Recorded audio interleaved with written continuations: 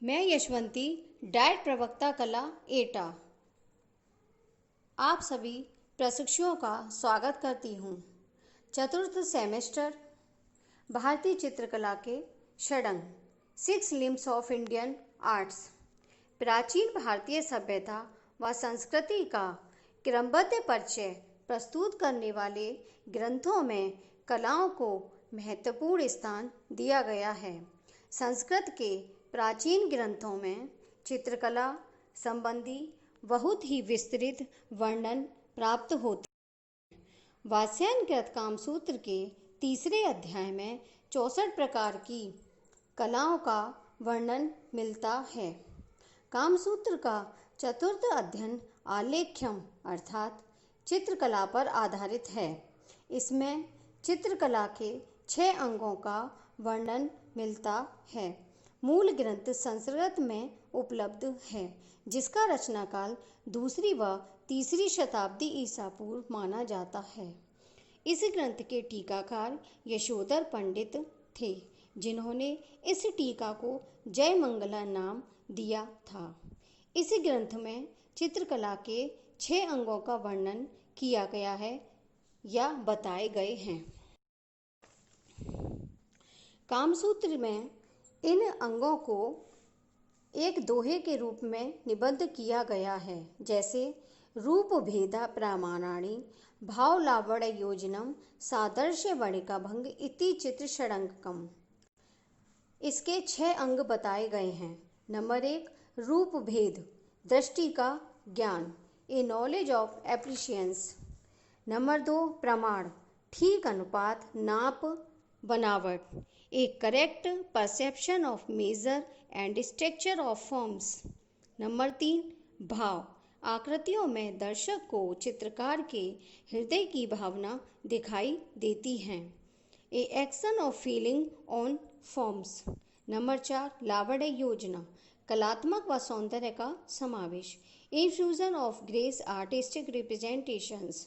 Number 5 सादृश्य, देखे हुए रूपों के समान आकृति, सिमिलिट्यूज। नंबर 6 वणिका भंग, रंगों तथा तूलिका के प्रयोग में कलात्मकता, artistic manner is using the brush and colours.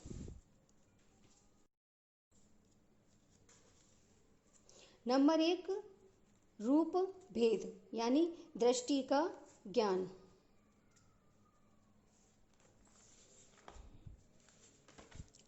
रूप से तात्पर्य है आकृति, भेद से तात्पर्य है अंतर, अतः एक रूप से अन्य रूप का अंतर या भिन्नता प्रदर्शित होने का नाम ही रूप भेद है।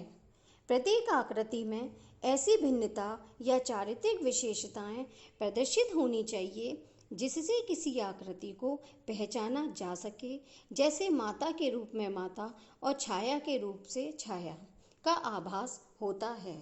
तब ही रूप की रचना सार्थक और सत्यता लिए होगी।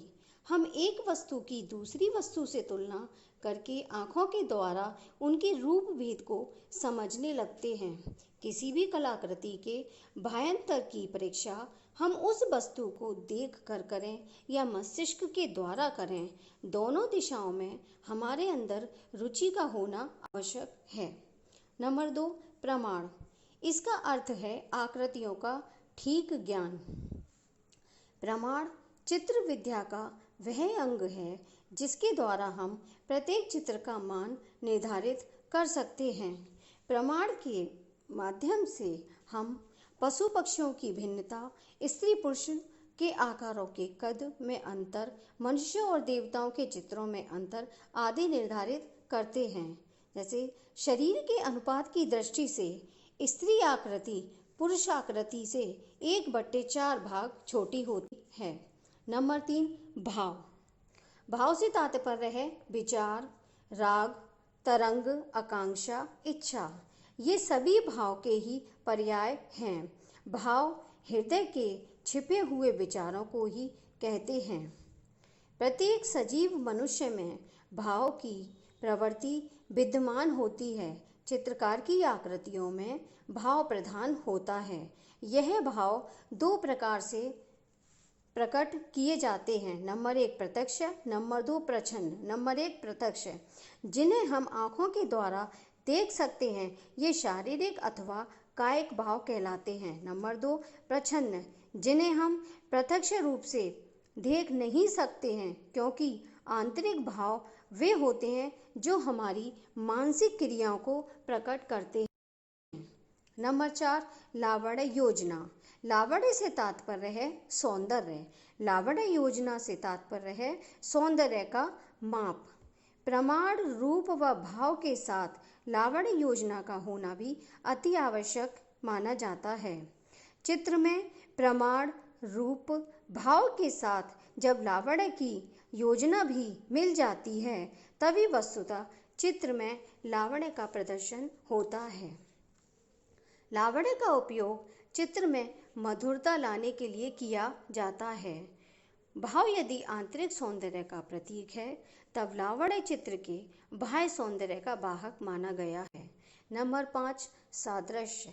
इसका अर्थ आकृतियों की अनुरूपता अर्थात वस्तु विशेष की प्रकृति से समानता का होना। सादृश्य प्रधानतम प्रतिकीर्तितम, किसी भी रूप के भाव को किसी अन्य रूप की सहायता से प्रस्तुत कर देना ही सादृश्य के अंतर्गत स्थान रखता है।